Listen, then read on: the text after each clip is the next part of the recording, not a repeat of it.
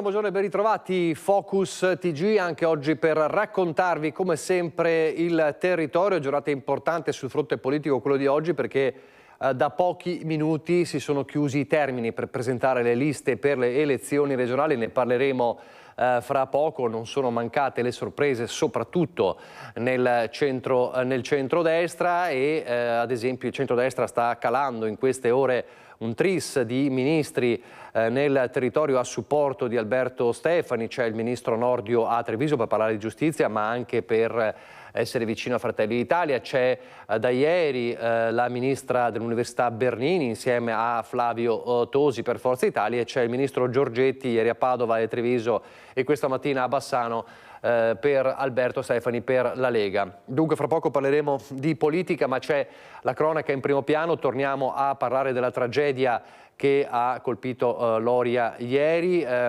Lunedì alle 15:30 a Ramon di Loria ci saranno i funerali di Kevin Bonaldo, il 25enne nato a Bassano, bassanese d'origine, residente a Loria, che ieri purtroppo ha perso la sua battaglia durata un mese. Era in coma da un mese dopo il malore che lo aveva colpito al termine della gara ciclistica a Sovizio nel Vicentino. Ovviamente una comunità sconvolta e il ricordo di questo giovane, di questa promessa del ciclismo.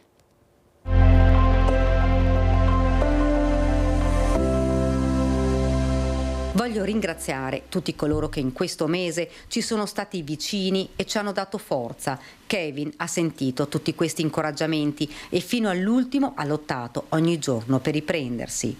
Le parole toccanti del fratello Antonio, che a nome della famiglia ha voluto ricordare quanti sono stati loro vicini in questo terribile momento.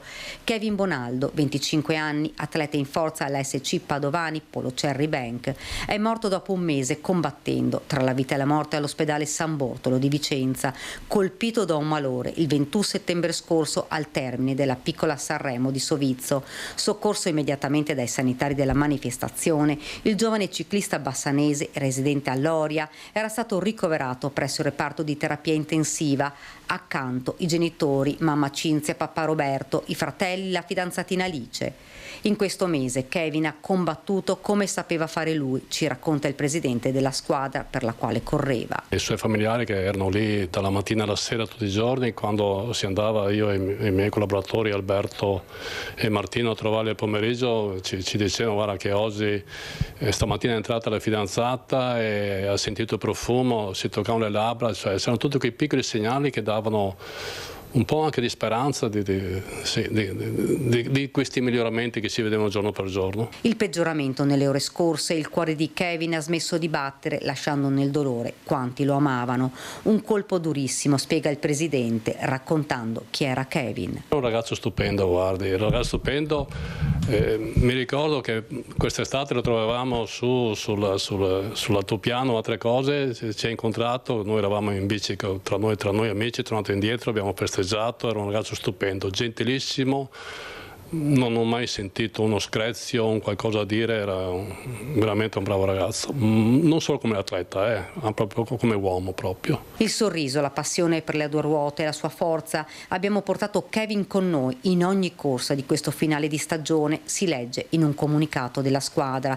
A Loria, dove viveva la comunità, si è stretta la famiglia in un abbraccio immenso. L'unica cosa che ci resta è quella di dire che comunque confidiamo e siamo convinti che lui adesso farà altre corse in altri luoghi, in altri spazi e soprattutto con un occhio in terra sicuramente alla sua famiglia, ai suoi fratelli che lascia, ai suoi parenti più stretti e anche tutta una comunità che lo ricorderà sicuramente con tutto il cuore per la sua bontà, per la sua semplicità e la sua educazione, ecco, che aveva. Il suo sorriso, le risate, la forza di un atleta che non mollava mai, la sua passione e i sogni, quelli di una vita che il destino gli ha portato via troppo presto. I funerali dunque, l'addio a Kevin Bonaldo lunedì a Ramon di Loria e poi invece ieri il giorno dell'addio a Nicola Xausa e Pietro Pisapia, due delle tre vittime della strage dei ventenni ad Asiago, il terribile incidente. Dalle parole del parroco a quelle degli amici, una giornata di grandissimo dolore.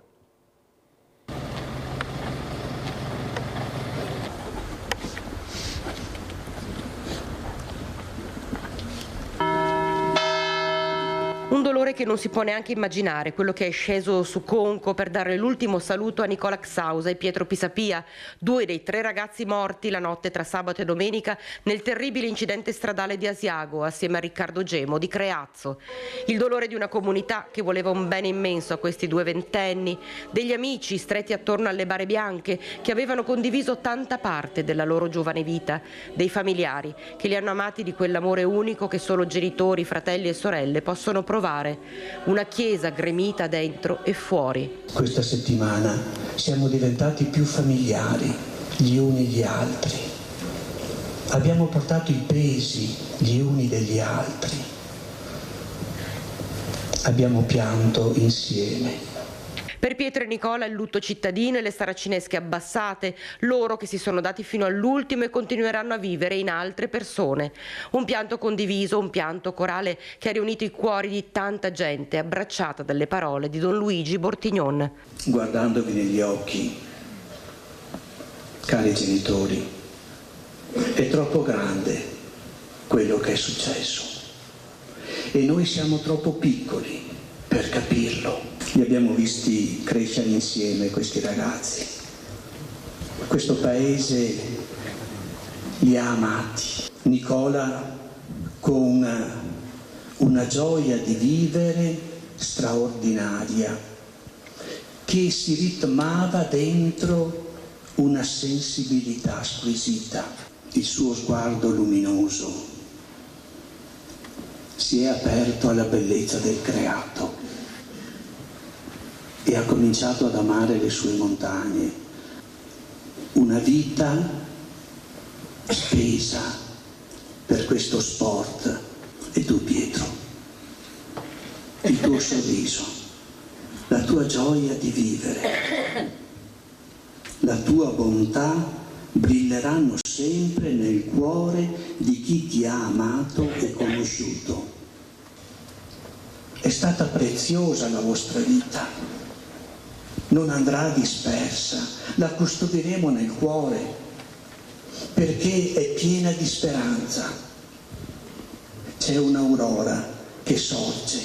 Buon viaggio, ragazzi. Ci mancherai, ci mancherà tantissimo, Nick. Ci mancherà tutto di te, il tuo sguardo, la tua risata, ma anche i tuoi silenzi. Il tuo letto è vuoto e il tuo telefono continua a suonare, ma da lì non risponderà mai più nessuno. La voce della sorella di Nicola spezza il silenzio della piazza, un ricordo che si perde tra le mura della chiesa di Conco, gremita di persone. È il dolore che non ha parole, quello che oggi ha un volto, 2 nomi, Nicola Xausa e Pietro Pisapia. Qual è il più bel ricordo che ti porti di Pietro? Un bel ricordo che mi porto di Pietro è che lui alla sera, prima di andare a lavorare qui in Paninoteca da Maino, spesso veniva a casa mia e mi considerava come un fratello maggiore. E veniva là e ci diceva: Antonio, beviamo qualcosa assieme, ci facciamo una chiacchierata, poi io vado a lavorare, cioè cercava la compagnia, lo stare insieme, vedevi che spesso mi cercava, mi veniva incontro e questo mi lega molto a lui, anche perché, come ripeto, era uno dei miei migliori amici. I compagni di scuola, gli amici di sempre, le famiglie, i volti rigati di lacrime, nessuno riesce a trovare parole abbastanza grandi per contenere una perdita così ingiusta. Che mancheranno a tutti e probabilmente il dolore non passerà mai del tutto, però dobbiamo provare ad andare avanti e tenerceli nel cuore, ricordare tutto ciò che ci hanno trasmesso, ricordare i momenti belli insieme. Il paese intero si è fermato, le famiglie, strette una all'altra, si sorreggono come possono. Però spero che comunque tu sia ora, sicuramente col tuo compare qua, Nicola, mi abbia sentito, mi abbia ascoltato e mi perdoni. Ciao Pietro, ti voglio bene. Il dolore di Luciana Conco. Adesso noi andiamo a Padova per tornare a parlare di sicurezza, o meglio di insicurezza, l'incubo vissuto da una 83enne in casa, aggredita e rapinata. Valentina Visentin, buongiorno. Sì, buongiorno da Padova, un incubo che si è consumato in pochissimi minuti ieri mattina, quindi in pieno giorno alle 9:25 per la precisione, un furto durato 5 minuti, due uomini con il volto coperto da un berretto e da delle mascherine sono entrati in un condominio di via Tirana, quartiere Palestro, quindi proprio vicino al centro di Padova, e hanno aggredito un'anziana colpendola al capo, forse con un bastone. Poi in pochi minuti hanno messo a soqquadro la casa portando via gioielli. Il bottino è in corso di quantificazione, ma quel che preoccupa è la modalità del furto. Sembra che i ladri infatti siano entrati utilizzando non solo le chiavi del portone esterno del palazzo, ma anche dell'appartamento della donna, e quindi i carabinieri stanno cercando di capire come i ladri possano aver avuto questa copia delle chiavi. Ci sono stati lavori in passato in questo condominio, sono girati molti operai, ieri sono state sentite anche le badanti che vivono con la signora e alcuni condomini. I ladri sono stati ripresi dalle telecamere di sorveglianza del palazzo, telecamere che un residente ci ha detto erano state messe pochi mesi fa perché qui girava anche una baby gang, e quindi per una maggiore sicurezza dei condomini e dei residenti erano state posizionate queste telecamere che hanno ripreso il furto, e che ora queste immagini sono al vaglio dei carabinieri che stanno conducendo le indagini. La scientifica dei carabinieri è rimasta all'interno dell'appartamento per tutta la giornata, mentre la signora anziana è stata portata in ospedale e medicata. Fortunatamente non sono ferite gravi, ma tanto è stato lo spavento per quello che ha vissuto, per questi minuti di terrore che ha vissuto. E ovviamente adesso la preoccupazione in tutto il condominio, perché i ladri, appunto, a quanto pare sono entrati con le chiavi. Del fatto è anche stato interessato l'amministratore. Molto probabilmente verranno cambiate le serrature, prese altre misure di sicurezza per tutelare i tanti residenti di questa zona di Padova. Il fenomeno dei furti che preoccupa, anche perché insomma siamo in un periodo, quello dell'autunno, oggi c'è anche il cambio dell'ora, quindi le giornate si accorciano, i pomeriggi diventano più bui, e quindi il fenomeno dei furti purtroppo in questi mesi, come si sa, si intensifica, e da qui insomma i controlli delle forze dell'ordine non solo in città ma anche in tutta la provincia. Per il momento è tutto, la linea può tornare allo studio. Visentina e Federico Cibotto. E poi a Treviso, l'abbiamo raccontato in questi giorni, il caso dei furti in una sola notte a 12 garage in una palazzina di Santa Maria del Rovere, quartiere di Treviso, in balia anche però di degrado di baby gang. Il sindaco prende provvedimenti, parla di telecamere in arrivo e vuole un vertice in prefettura. Volevo chiedere per piacere dal signor sindaco per aiutarsi questo palazzo, per questo condominio, per una videosorveglianza. Siamo sicuri che il sindaco sarà sensibile a questi poveri condomini che si sono trovati di punto in bianco dall'essere in un'isola tranquilla ad essere in mezzo alla malavita. L'appello ai nostri microfoni, la richiesta che in via Gasparinetti a Santa Maria del Rovere e nelle zone limitrofe vengano installati dei sistemi di videosorveglianza e incrementati i pattugliamenti delle forze dell'ordine. Troppi furti, gli schiamazzi, le urla, le liti e le aggressioni spesso provenienti dai clienti del bar sottostante la Palazzina.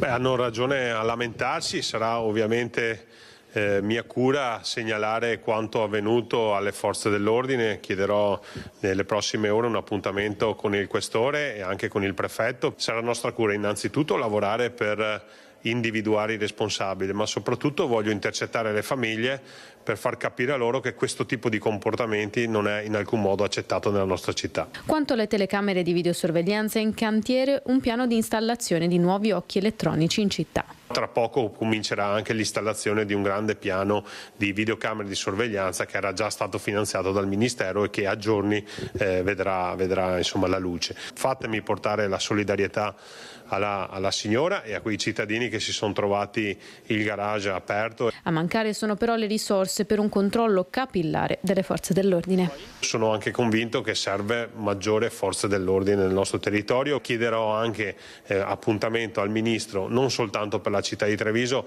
ma per tutti i comuni del Veneto, per chiedere un rafforzamento degli organici, perché la sicurezza reale passa attraverso la presenza delle forze dell'ordine nei nostri territori. Da un sindaco a un altro, dal sindaco di Treviso ai sindaci della Riviera del Brenta, rappresentati in questo momento, in questo collegamento insieme a Ilaria Marchiori e dal sindaco di Mira Marco Dori. Parliamo di furti e di emergenza sicurezza. Abbiamo raccontato solo 2 giorni fa di una razzia importante a Dolo. Ilaria Marchiori, buongiorno. Sì, buongiorno anche a te Nicola, buongiorno ai nostri telespettatori. Hai detto bene, alcuni giorni fa questa razzia alla cantina sociale di Dolo, ma ovviamente non sono gli unici colpi lungo la Riviera del Brenta e anche in altre zone purtroppo del territorio. Qui insieme a noi c'è il sindaco di Mira Marco Dori. Giovedì scorso c'è stato proprio un incontro in prefettura con il Comitato per l'Ordine e la Sicurezza proprio per capire come comportarsi di qui in avanti, soprattutto in occasione dell'arrivo delle festività che, come sappiamo, sono momenti critici per quanto riguarda le azioni dei ladri, ma a parte questo, soprattutto a Mira gli agenti della polizia locale inizieranno ad utilizzare da lunedì, dunque davvero tra un paio di giorni, le bodycam. Di cosa si tratta? Beh, devo dire che quell'incontro che abbiamo avuto in prefettura è stato utile, perché ripeteremo quanto è stato fatto l'inverno scorso, quindi una maggior sinergia tra le forze dell'ordine e le nostre polizie locali del territorio. Quella di Mira ha questa novità. Da lunedì gli agenti indosseranno queste bodycam, che sono delle telecamerine che si mettono qui all'occhiello, e serve per verificare e soprattutto riprendere quello che accade durante il servizio degli agenti. Oggi potremmo dire una sorta di VAR, perché potremo poi rivedere le immagini e ascoltare anche gli audio. È un mezzo che aiuta gli agenti a lavorare in trasparenza e in tranquillità, ma anche per il cittadino, che quindi sa che tutto quello che viene fatto durante questo tipo di servizio viene monitorato e registrato. È utile perché oggi i nostri agenti non sono più i vigili di una volta, ma sono dei veri e propri tutori dell'ordine. Le nostre città, io penso a Mira, è dotata di varchi che permettono in tempo reale di verificare se un'auto è stata rubata, non è stata rubata, se è a posto o non è a posto, e quindi quando si va a fare un controllo è un controllo quasi al 100% sicuro, e quindi lì bisogna essere sicuri che le azioni di pericolosità sono importanti, quindi è una deterrenza per tutti. Sindaco, tra l'altro sulle bodycam voi ci avete lavorato a lungo. Sì, è un percorso non facile, perché qui si tratta di strumenti tecnologici che però vanno a salvaguardare anche la privacy.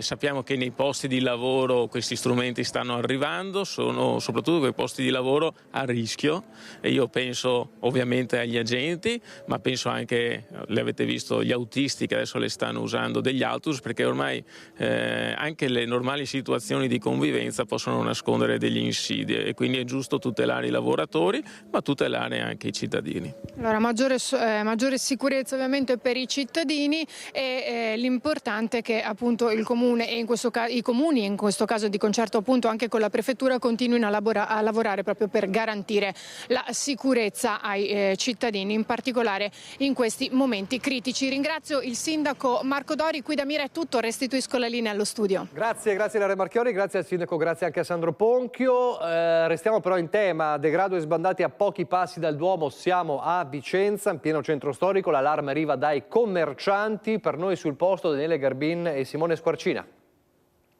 Degrado a Vicenza. I commercianti nel centro periodicamente ci informano e anche denunciano una serie di comportamenti incivili che sotto i loro occhi, davanti ai loro negozi, vedono quotidianamente, come il signor Silvano del ristorante Righetti, ecco, e il signor Gianluca Rigoni. Buongiorno. Buongiorno. Ecco, il problema che è stato sollevato, e anche i signori hanno raccolto le ultime fotografie proprio davanti ai loro occhi, documentano soprattutto anche nelle aree di cantiere, negli anfratti, proprio un costante abbandono. Eccoci, cosa si tratta? Che cosa denuncia oggi? Ma c'è una situazione in continuo degrado della gente che va a dormire dove ci sono dei cantieri, va a fare i loro bisogni, e veramente poi gente che dorme su qualsiasi parte che si possa trovare da dormire, e questo ci sta creando dei problemi anche ai nostri negozi, perché poi la gente viene sempre meno in centro e viene vista sempre come una città più in difficoltà. Le foto che avete pubblicato cosa vediamo? Vediamo gente che sta mangiando in mezzo alla sporcizia, vediamo gente che dorme sui cartoni a fianco ai negozi, e questo è un grave problema per noi. Ecco, e il degrado proprio fisico che accompagna il degrado sociale, c'è anche un problema di sicurezza, ricordiamo il signor Silvano, è proprio, infatti è stato anche vittima nel locale che gestisce da 2 anni, ma erano 40 anni che insomma vive qui, ha visto un profondo cambiamento e soprattutto anche un po' l'insofferenza, perché ancora si è a caccia del ladro che proprio è entrato e ha rapinato con migliaia di euro la cassa. Che punto... Certo. Sì, certo che se fosse possibile installare delle telecamere magari della città in questi angoli che sono un po', diciamo, mezzi bui nascosti, sicuramente sarebbe un forte deterrente, insomma, anche per queste situazioni, tra il degrado della gente che viene a dormire anche nella chiesetta qui in fianco al ristorante e nel cantiere che abbiamo dietro nell'altra entrata del ristorante, che praticamente soffermano, fanno di tutto. L'altra sera è stato sventato addirittura uno stupro praticamente. Fanno di tutto e di più e insomma ci vediamo proprio impotenti a questa situazione, ecco, insomma. Queste le parole dei commercianti a Vicenza. Torniamo a Padova, era un laboratorio tessile ma veniva usato anche come dormitorio abusivo, denunciato un cittadino cinese irregolare sul territorio. Blitz della polizia locale della Federazione del Campo Sampierese in un laboratorio cinese clandestino a Loreggia. I controlli dopo le segnalazioni di alcuni residenti all'interno del capannone, stanze abusive adibite a dormitori per gli operai. Un cittadino cinese irregolare è stato denunciato per immigrazione clandestina. Il proprietario della ditta, anche lui di nazionalità cinese, è risultato irreperibile al momento del blitz. Per lui è prevista una multa. Il plauso alla polizia locale dal sindaco di Loreggia, Manuela Marangon, che invita a proseguire con i controlli.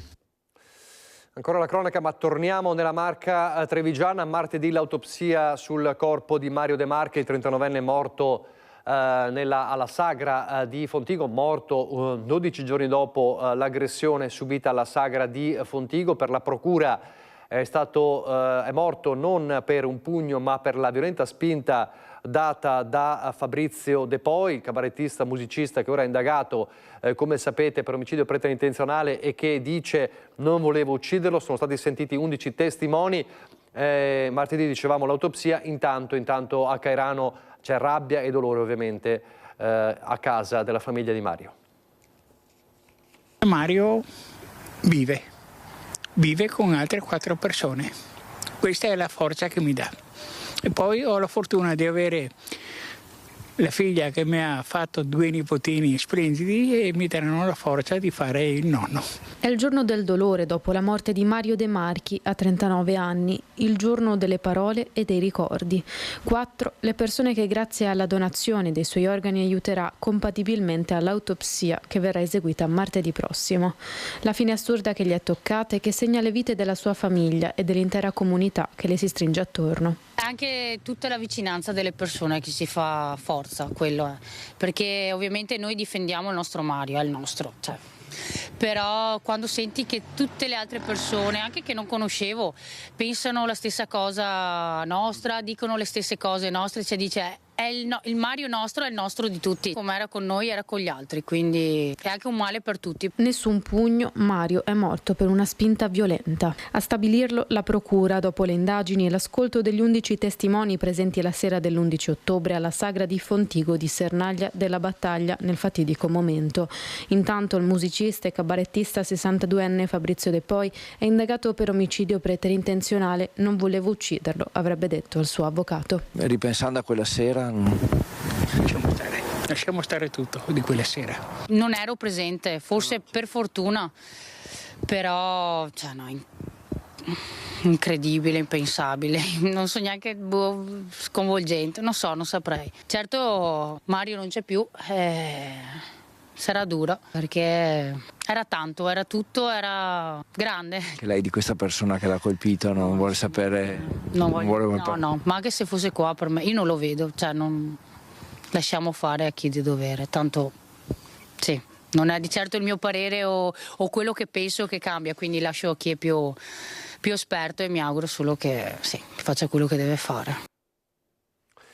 Ci sono sviluppi nelle indagini per il furto dell'urna con i resti di Francesco Pierobon, il padre del sindaco di Cittadella. C'è un nuovo indagato.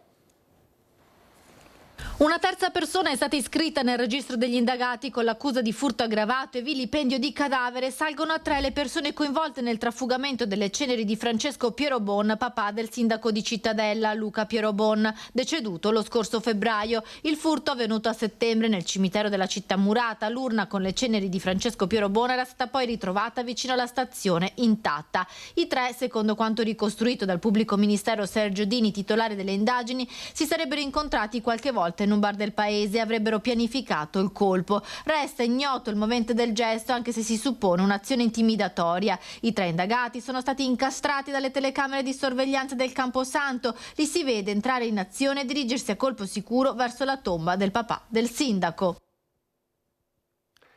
Allora ci sono pochi istanti di pubblicità, poi ripartiremo dalla politica, ripartiremo dalla presenza del ministro Nordio questa mattina a Treviso, ma vedremo subito il passaggio ieri sera, tardo pomeriggio, del ministro Giorgetti, il ministro dell'economia Giorgetti, con Alberto Stefani. Il ministro Giorgetti è in queste ore questa mattina a Bassano del Grappa. Ripartiremo da lì. Ovviamente la Lega deve fare i conti con tanti ex esponenti importanti del Carroccio che sono passati tra Forza Italia e Fratelli d'Italia. Ripartiremo da Alberto Stefani, poi il ministro Giorgetti e poi di nuovo in diretta.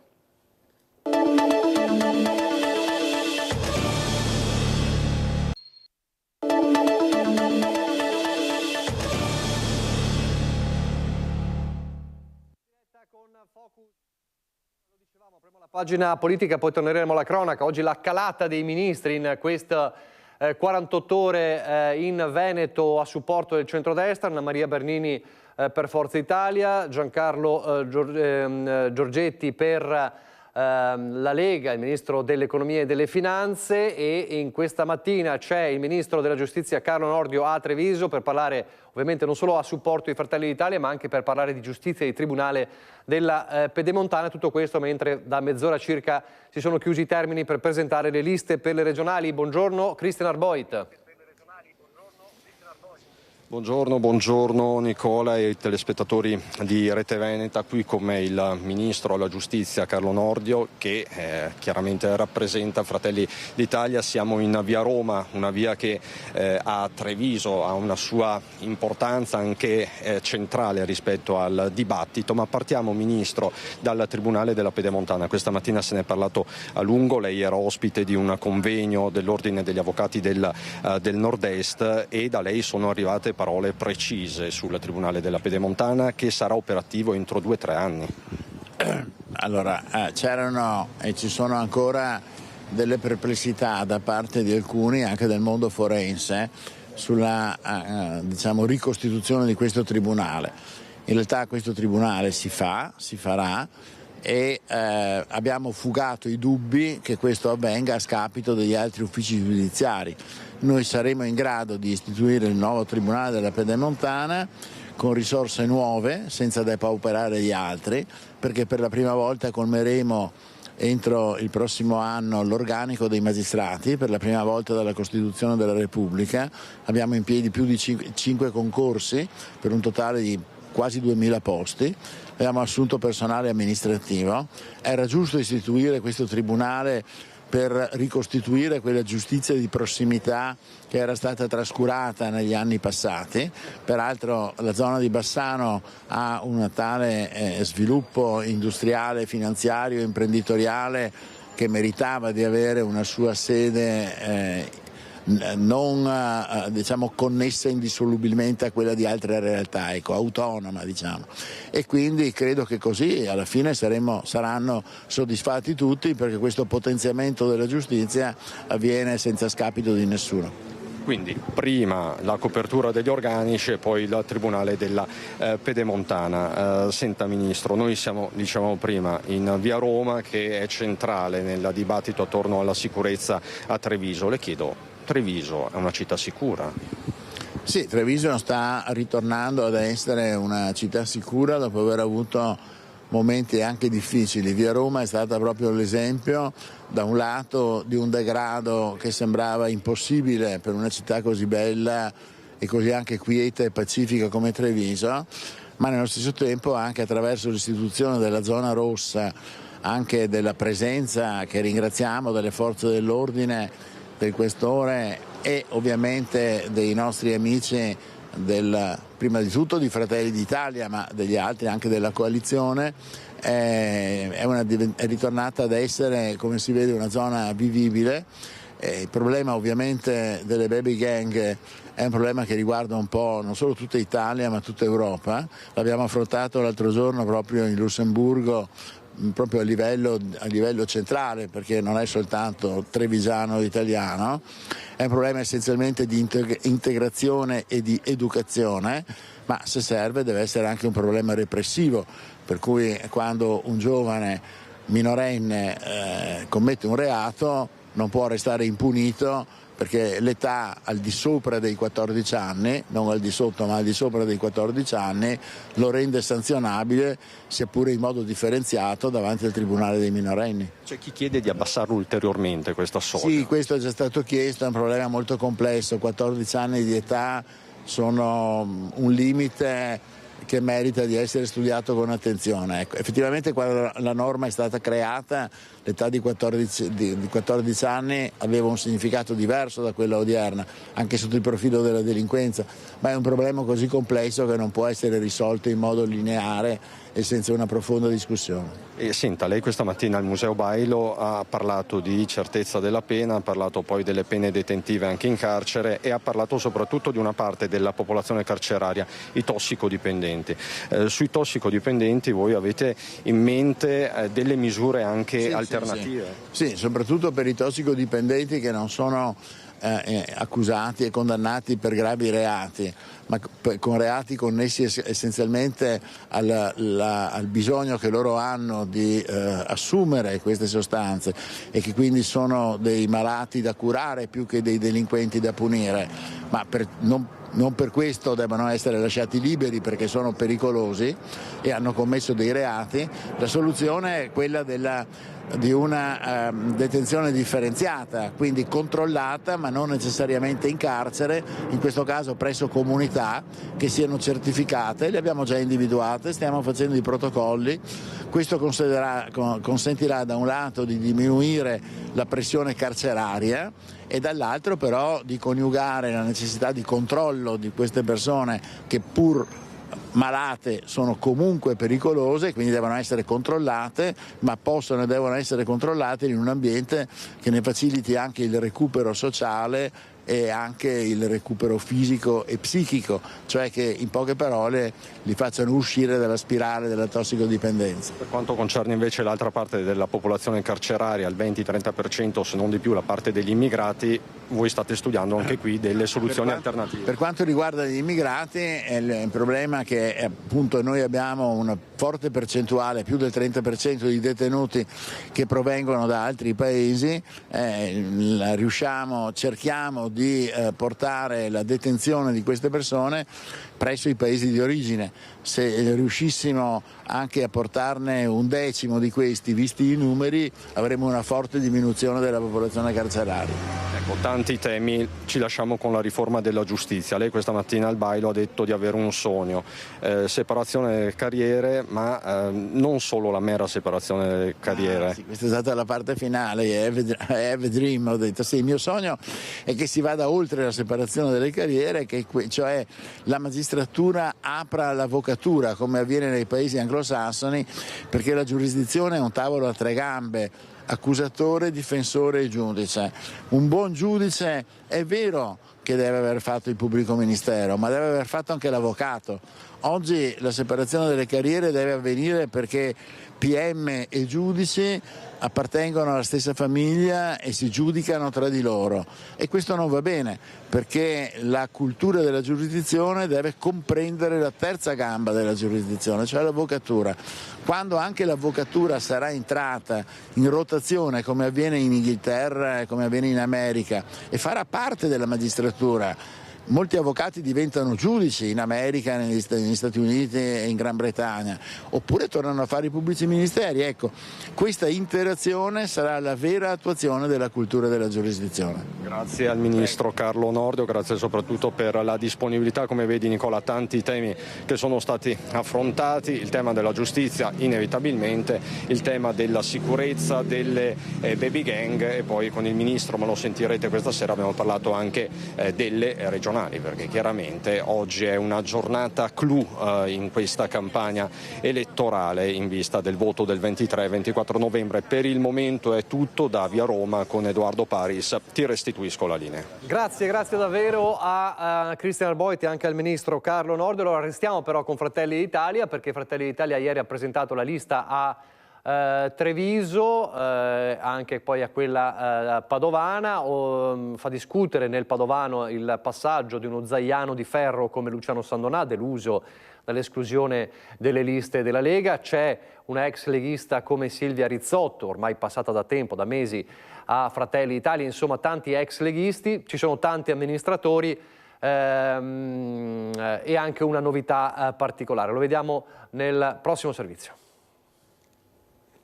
Quanti elettori si riconoscevano nella Lega fino alle, facciamo un esempio, alle europee del 2019 e poi non si sono riconosciuti per esempio alle europee del 2024? Vale per gli elettori e vale anche per chi magari oggi vede in Fratelli d'Italia chi parla dei propri valori e chi è più concreto. Ex leghisti con casacca nuova? No problem, anzi, la stoccata arriva col sorriso come sempre e non a caso nel giorno in cui si presenta una delle liste di Fratelli d'Italia in campo, quella della Marca, dove tra i 9 della squadra c'è l'ex consigliera del Carroccio Silvia Rizzotto, mentre a Padova il salto più clamoroso è quello dello zaino di ferro Luciano Sandonà. Meglio abbondanza che carenza per De Carlo. Gestire l'abbondanza non è mai una fatica, è sempre come quegli allenatori di calcio che hanno la panchina lunga e poi possono permettersi di scegliere l'assetto migliore. Nella Marca dunque l'assetto migliore vede tanti amministratori in campo, dal vice sindaco di Montebelluna e Punta di Diamante Claudio Borgia, ai primi cittadini come Mattia Perencina a Fara di Soligo, Marco della Pietra a Spresiano, Arnaldo Pittona a Meduna di Livenza, o consiglieri comunali o assessori come Francesca Rigo a Godega di Sant'Urbano, Chiara Bortolato a Mogliano Veneto e Alexa Spina a Pieve di Soligo. Noi amministratori, noi sindaci siamo sicuramente sempre sul territorio, sempre vicini ai cittadini, sappiamo quali sono i bisogni dei cittadini e quindi credo che una rappresentanza in regione sia sicuramente una garanzia. Spero che sia una campagna elettorale seria, fatta bene, senza tirarci per la giacchetta, senza cattiverie e senza rivalse. Deve essere una campagna elettorale dedicata al territorio. Il colpo di scena arriva dall'assenza di chi sembrava in rampa di lancio dal comune di Treviso, Rosanna Vettoretti. Per De Carlo solo rumors. L'assessore Vettoretti non ha mai dato la sua disponibilità, non gli è mai stata chiesta la disponibilità e quindi credo che non fosse proprio, non ne sia mai stato neanche in discussione. Vettoretti sta svolgendo un ottimo lavoro nel comune di Treviso, come la sua collega Gloria Sanaggiotto devono concentrarsi nel continuare a portare avanti quel lavoro. Per una Vettoretti mancante, una new entry particolare, la contessa e imprenditrice coneglianese Albina Verecondi Scortecci, che lo scorso anno arrivò in finale all'Isola dei Famosi. Una ventata di freschezza, di novità, perché io sono nuova e sono nuova anche sinceramente nella politica, perché per me è una grande sfida, sono onorata, darò il massimo, ma realmente anche per me è una novità. Ma il colpo più eclatante, anche se attesissimo ormai da giorni, per quanto riguarda il fronte degli ex leghisti entrati in nell'altre fazioni degli alleati della Lega, è sicuramente quello di Forza Italia, la lista trevigiana ieri con l'ospite più atteso in lista da indipendente, ma con Forza Italia, Gian Antonio D'Arè. A un certo punto della vita ci sono le cose che iniziano e finiscono. Sono stato espulso 2 anni fa e ognuno per sé, Dio per tutti, si gira pagina e posso fare quello che facevo nel partito di prima, lo posso fare anche con Forza Italia. Ecco l'attesa new entry di questa campagna elettorale. Gian Antonio Darè, ex volto della Lega, scende in campo come candidato di Forza Italia per il Consiglio regionale per la provincia di Treviso. Un candidato indipendente, non essendo uno storico del partito, lo definisce Flavio Tosi, capolista anche nella Marca. 9 complessivamente in corsa, 4 donne, Cristina Andretta, Rose Silvestrini, Michelle Pietrobone, Annalisa Civelli, e 5 uomini, oltre a Darè e Tosi anche Fabio Chies, Fabio Marina e Matteo Bellinato. Tosi non nasconde la volontà di portare a casa un grande risultato e non nega che la vera sfida di queste elezioni sarà all'interno della stessa coalizione di centrodestra. È quasi di più una competizione tra partiti alleati per vedere chi fa meglio, che non vuol dire chi fa peggio, sai, comunque non è che devi divertire se uno fa meno, tutti dobbiamo fare di più e quindi vincere il più largamente possibile. E le vostre aspettative sono quelle di fare un buon risultato? Lo dicono i numeri, noi alle regionali del 2020 avevamo il 3,5%, alle politiche del 22 il 6,7%, alle europee del 24 l'8,6% e quindi andremo sicurissimamente in doppia cifra. La campagna elettorale di Forza Italia dunque inizia ufficialmente mettendo in lista amministratori locali, sindaci, assessori, consiglieri comunali. Tanti amministratori, tanta gente che sa come andare a prendere i voti, tanta gente che sa parlare con il popolo e questo ci serve perché per radicarci noi siamo gente che è abituata a parlare con la gente semplice come siamo noi, per cui alla fine sarà una bella corsa. Ma è inutile negarlo, gli occhi di molti sono puntati proprio su Gian Antonio Darè, che alla vigilia di questa nuova avventura politica qualche sassolino dalla scarpa se lo toglie guardando ad un passato non così poi tanto lontano. Il governo prima ha fatto molto di più, soprattutto è diventato centralista, ma soprattutto si è spostato a destra, all'estrema destra, cosa che io non ho mai accettato, l'ho sempre detto dall'inizio. La mia posizione è sempre stata chiara, soprattutto con l'entrata di qualche personaggio che voi tutti conoscete. Anche se sono in un partito nazionale, chiude Darè, porto sempre il Veneto nel cuore. Io ho iniziato a fare politica con ideali e principi del centrodestra, non di estrema destra. Ma i suoi rapporti con la Lega come sono, visto che comunque fa parte della grande coalizione? Ma i rapporti con la Lega sono buoni perché continuano a chiamarmi e qualche voto arriverà sicuramente da qualche militante. Chi la chiama? Bella domanda. L'ironia di Darè, i messaggi alla Lega, e intanto non è turbato dai tanti ex leghisti confluiti tra gli alleati del centrodestra il candidato governatore del centrodestra Alberto Stefani, ovviamente della Lega, che in queste ore è a Bassano con il ministro Giorgetti, e il ministro Giorgetti era con lui anche ieri pomeriggio, sera a Padova, il ministro dell'economia. Allora vediamo le parole di Alberto Stefani con Giorgetti e poi lo stesso Giorgetti che parla di Stefani ma parla anche della manovra. Vediamo. Come commenta il fatto che alcuni esponenti ex leghisti a questo punto saranno presenti sulle liste di Fratelli d'Italia, Forza Italia? Ma ognuno risponde per sé e io sono assolutamente convinto che la coalizione farà un bel risultato, che la Lega farà un bel risultato e sono convinto che poi i cittadini sapranno apprezzare il lavoro fatto sul territorio, il rispetto delle idee dei differenti partiti e soprattutto un programma di governo stabile e duraturo. Questo è quello che noi vogliamo costruire, questo è quello su cui stiamo lavorando, tra l'altro ascoltando i cittadini, perché il nostro programma parte dall'ascolto dei cittadini, dai nostri oltre 2500 punti di ascolto organizzati da febbraio fino a qualche settimana fa, all'incontro con gli amministratori e le associazioni di categoria. Tra l'altro oggi il Ministro è a Padova anche per incontrare le associazioni di categoria e credo sia un bel segnale che il Ministro dell'Economia sia oggi in Veneto per ascoltare le esigenze dei territori. Questo è il mio modo di far politica, questo è il nostro modo di far politica, prossimo e vicino ai territori, alle imprese e alla gente. La Liga Veneta Repubblica è parte della coalizione, così come altre componenti della coalizione, quindi la quadra si è trovata sul programma, prima di tutto sulla vocazione autonomista di questo territorio, ma anche sull'importanza di alcuni temi strategici, penso al sociale, che è il primo punto del nostro programma amministrativo e che rappresenterà la materia più importante insieme alla sanità che la Regione dovrà amministrare nel corso dei prossimi anni, tenendo conto di alcuni trend demografici in atto, una popolazione che invecchia sempre di più, si passerà da un 23% di over 65 a un 34% di over 65, una notizia sicuramente positiva perché la vita si sta allungando, portando con sé però una serie di conseguenze sociali che vanno affrontate in via preventiva con un'urbanistica sostenibile, dei villaggi inclusivi, una residenzialità adeguata con i servizi prossimi a chi non è autosufficiente o lo è parzialmente, quindi ripensare un modello di governance territoriale che tenga conto di una popolazione che invecchia sempre di più. Perché la prima volta che l'ho visto, per come si muoveva, per come si comportava, ho pensato che era uno che sarebbe venuto fuori, nel senso che sono le caratteristiche che piacciono a me, per come concepisco io la politica naturalmente, e quindi sono molto contento che sia stato scelto lui per questa prova. Quindi il Veneto è in buone mani, sarà in buone mani. È uno che parla poco, che lavora, che studia, che quindi sono cose importanti. Diciamo che tutti erano abituati a fare le manovre pesanti, cioè 50 miliardi di tagli, aumenti di tasse. Invece la manovra leggera mi sembra che sia un grande successo, o no? È la prima volta che non si fa una manovra correttiva da quando io sono in Parlamento, perché sono ormai 29 anni. Però i suoi colleghi ministri non tutti la pensano così.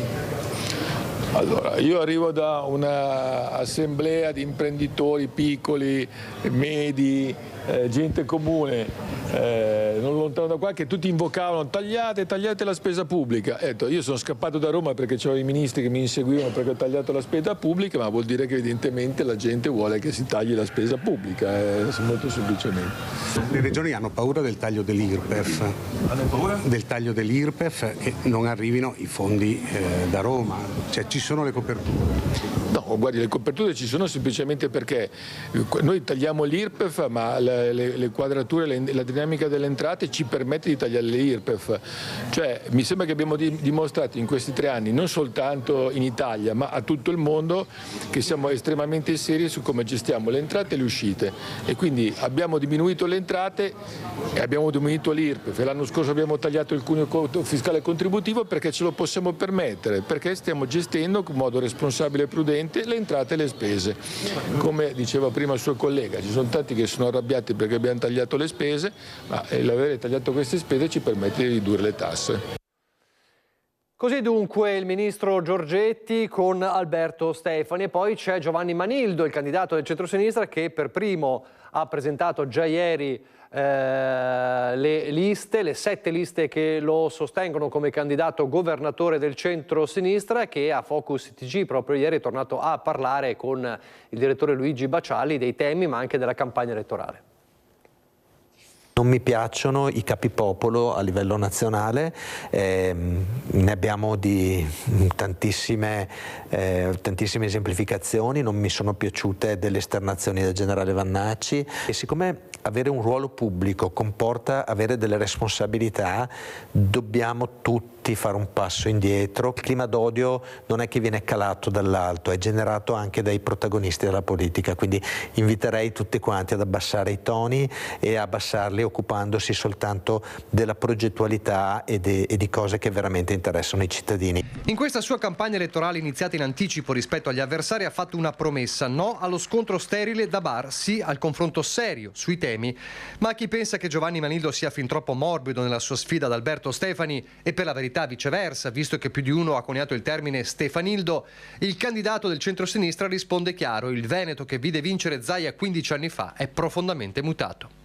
Sono cambiate tantissime condizioni, ci sono maggiori fragilità, maggiori bisogni, anche le imprese hanno diverse opportunità e diverse difficoltà da affrontare. Per la prima volta abbiamo l'indice di produttività del Veneto che è al di sotto della media nazionale, quindi l'aria è di un Veneto che sta aspettando un cambiamento. I temi sono sul piatto da settimane, uno resta cruciale, quello della casa, per il quale Manildo ha un progetto. Un'agenzia regionale per la casa che in modo unitario affronti questo tema, le politiche dell'abitare, stanzi un fondo in 5 anni di 500 milioni di euro, 100 milioni il primo anno per incominciare a efficientare e rimettere a posto il patrimonio delle ATER. E poi il lavoro strettamente connesso con il tema degli stranieri, la ricetta a più step. Certezza, rispetto delle regole, formazione. L'idea quindi è quella di, da una parte, fare una formazione molto profonda sia sui nostri usi e costumi e sia sulla lingua e sul lavoro che andranno a fare. Dobbiamo fare una politica dei flussi governata, non subita, quindi bisogna incominciare in modo molto approfondito a riprendere il tema dell'accoglienza diffusa, cioè del fatto che non si creino ghetti e non si consegnino delle persone alla malavita, al malaffare. Negli incontri i primi ad affrontare questo tema sono state le categorie produttive e i sindacati.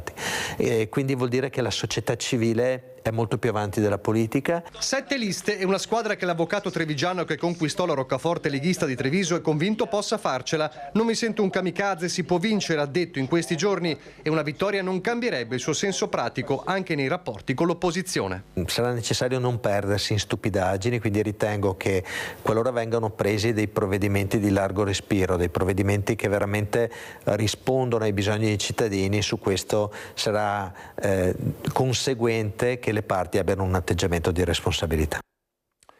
Chiudiamo la pagina politica, andiamo di nuovo in pubblicità e poi ripartiremo da Bassano con il caso Antenna.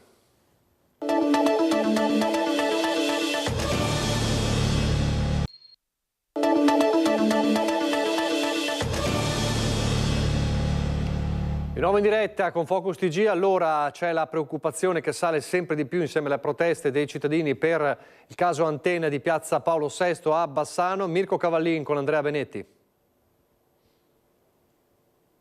Buongiorno da Bassano del Grappa, piazza Paolo VI, dove c'è l'ufficio delle poste centrali, dove da qualche settimana c'è anche l'antenna, un ripetitore altezza 32 metri che dovrebbe essere acceso nelle prossime ore all'inizio della prossima settimana. Ne abbiamo parlato molto nei servizi dei giorni scorsi, ne parliamo ancora con un altro gruppo di cittadini residenti qui nei dintorni. Dario Bizzotto, insomma, non vi va giù questa antenna?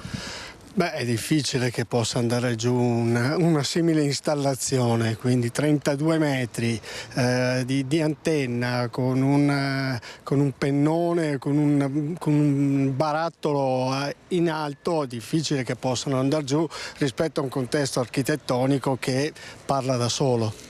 Il contesto è quello del Tempio Ossario, c'è il centro giovanile, c'è una chiesa antica, anche una strada antica. Paola Marras, qual è la vostra preoccupazione più grande?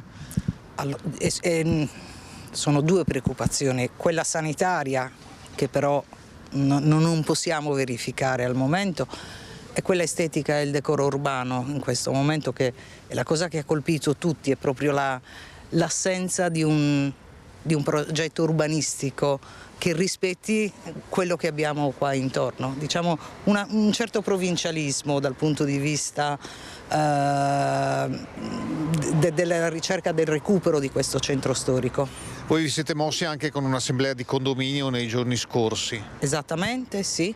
Che niente, siamo disarmati sostanzialmente da questo punto di vista, fatto salvo il fatto che ovviamente stiamo chiedendo di avere delle risposte sul perché è stata fatta una scelta simile, che offende il decoro di questa zona. È la prima cosa che ci ha colpito, è questa proprio assenza, diciamo appunto un provincialismo offensivo, ecco. Cioè abbiamo un sacrario, normalmente intorno a questi posti non esistono installazioni di questo genere, non dovrebbero esistere, ci dovrebbe essere cura e rispetto, e diciamo che manca. Diciamo anche, a onor del vero, che questo punto dove è stato installato il pennone è nel piano antenne del comune, un sito consigliato per quanto vicino a una zona vietata. Sì, e questo lascia ancora più perplessi, perché allora, come dire, l'impressione che ci siamo fatti è che forse non fosse ben presente dove era ubicata piazza Paolo VI.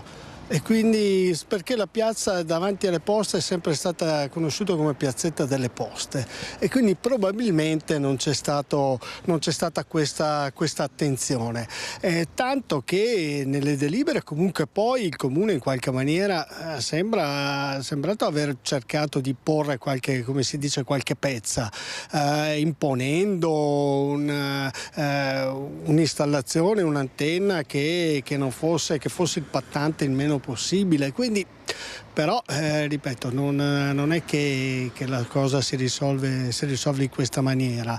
L'aspetto sanitario che diceva Paola, ecco, oggi non ci sono evidenze, ci sono studi, però allora diventa importantissimo, dovesse rimanere questa cosa, un monitoraggio quotidiano e direi H24 sulle emissioni. Qualche condomino si è già dichiarato disponibile a poter installare nella sua proprietà la centralina, ma forse anche un aspetto di una sorveglianza sanitaria, perché che non arriviamo tardi. Noi abbiamo nella storia dell'umanità non ultimo l'amianto che 30 anni prima che ci fosse un'evidenza scientifica del suo danno. Però nel frattempo persone ci hanno lasciato la vita perché non erano state prese protezioni adeguate. L'ultima cosa, nei prossimi giorni c'è il Consiglio Comunale, sappiamo essere all'ordine del giorno anche un'interrogazione su questo tema. Pensate di essere presenti? Io credo assolutamente sì, ci saremo e è chiaro che come pubblico non possiamo intervenire, ma faremo certamente vedere con la nostra presenza l'interesse di questo per il decoro e per la salute di tutti. Grazie a Dario Bizzotto, grazie a Paola Maras e agli altri cittadini presenti. Andrea Benetti alla parte tecnica. Da Bassano è tutto, a voi. Grazie allora a Mirko Cavallin, noi ci fermiamo qui. Grazie davvero per averci seguito, arrivederci.